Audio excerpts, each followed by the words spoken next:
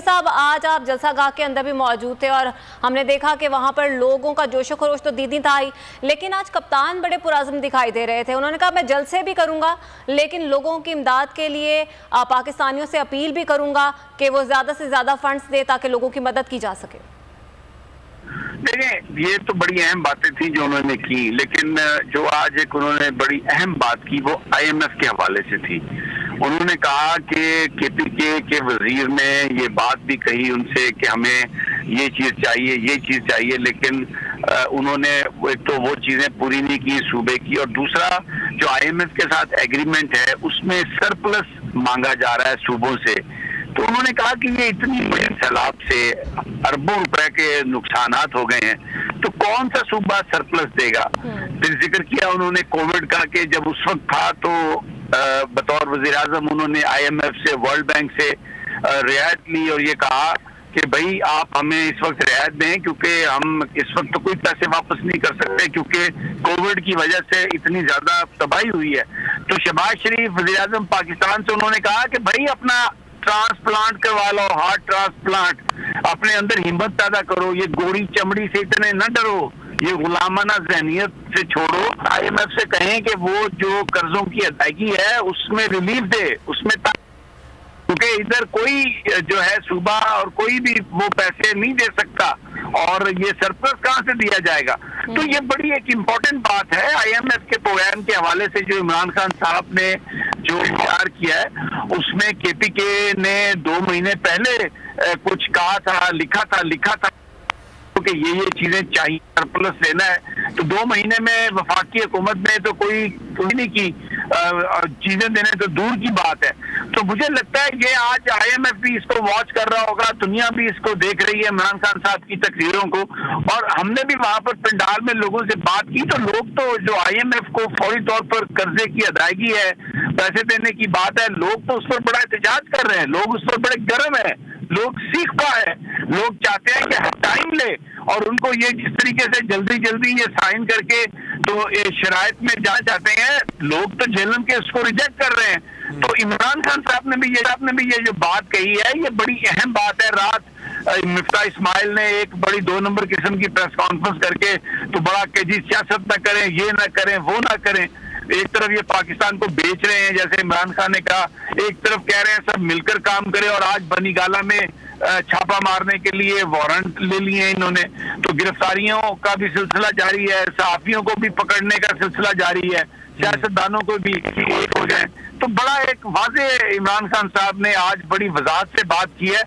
10 सितंबर का उन्होंने बीच में जिक्र किया है, उससे पहले फवाद चौधरी साहब ने भी, और कौम को तैयार रहने का कहा है। तो मुझे लगता है कि इमरान खान साहब बिल्कुल जलसे भी जारी रखेंगे, पॉलिटिकल प्रोसेस भी जारी, और सैलाब ज़दगान की मदद के लिए अमली तौर पर वो टेलीफोन करने जा रहे हैं, और उसके बाद वो सानिया निश्तर की सरबराही में कमेटी बना के पैसे देने जा रहे हैं। तो बड़ा अमली उनकी अप्रोच है और लोग लब्बैक कह रहे हैं उनको।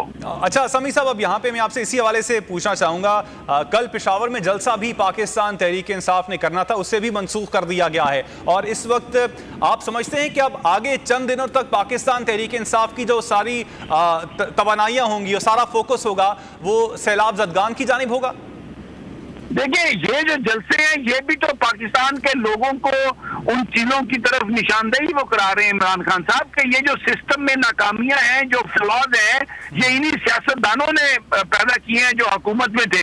तो जरूरी है कि इन लोगों से छुटकारा हासिल किया जाए। अगर इन आफात का इफेक्टिवली आपने मुकाबला करना मुस्तकबिल में, तो इन लोगों को जो मैसेज है इमरान खान का कि इनको हटाएं आप, तो ये भी जो वो जलसे जो कर रहे हैं, जो पॉलिटिकल आगाही दे रहे हैं लोगों को, ये भी तो एक लिहाज से अगर आप देखें तो ये जो आफात हैं उनसे तैयारी करने के लिए जो चीजें माजी में हुई उनकी वो निशानदेही कर रहे हैं, बचने का प्रोग्राम दे रहे हैं। तो ये तो अपोजिशन अपने एक मखसूस मकसद के लिए कहती है ना कि जी ये जलसे सियासत क्या है। सियासत में आप लोगों को बताते हैं कि नकायज सिस्टम के क्यों है, करप्शन कितनी है, ये किस तरह हमारे मुल्क को काट रही है, पी रही है। तो ये जो अगर बंद मजबूत होते, अगर डैम बने होते, अगर सियासतदान हुक्मरानों ने करप्शन ना की होती, अगर सौदे ना किए होते, तो आज इस तरह लोग डूबते सैलाब में।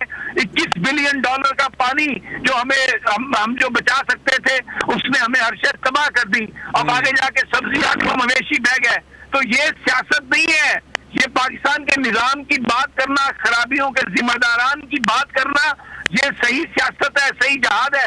और क्योंकि इसमें इनके नाम आते हैं, इनका जो किरदार है वो आके कहते हो सियासत में करे जी सैलाब मदद। सैलाब ज़दगान की सबसे बड़ी मदद ये है कि इन सबको ऊपर जहाज में ले जाएं और ऊपर से धक्का दे दें, जिन्होंने इस मुल्क को इस निजाम तक पहुंचा, इस हाल तक पहुंचाया है। ये है सैलाब ज़दगान की और पाकिस्तानी कौम की सबसे बड़ी मदद। जिस तरह चाइनीज ने लोगों को कतारों में खड़ा करके गोलियां मारी करप्ट लोगों को, और उन गोलियों के पैसे भी उनसे लिए, ये आपको पाकिस्तान में करने की जरूरत है। वरना ये बयान है। अब क्या किया शहबाज शरीफ और बिलावल भुट्टो ने, कैमरा ले गए वहां पर, ऊपर से गरीब लोगों को वो फेंक रहे हैं बंडल, और वो तस्वीर बना के जारी कर दी कि जी वो ये कर रहे हैं। शर्म से डूब मरे। ये शहरों में दाखिल हुआ।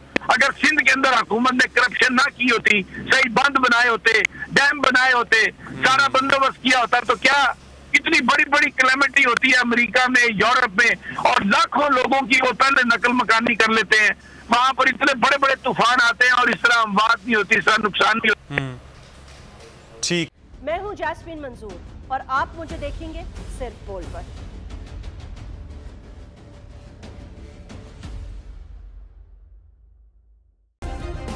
सब्सक्राइब करें और बेल दबाएं ताकि कोई खबर रह न जाए।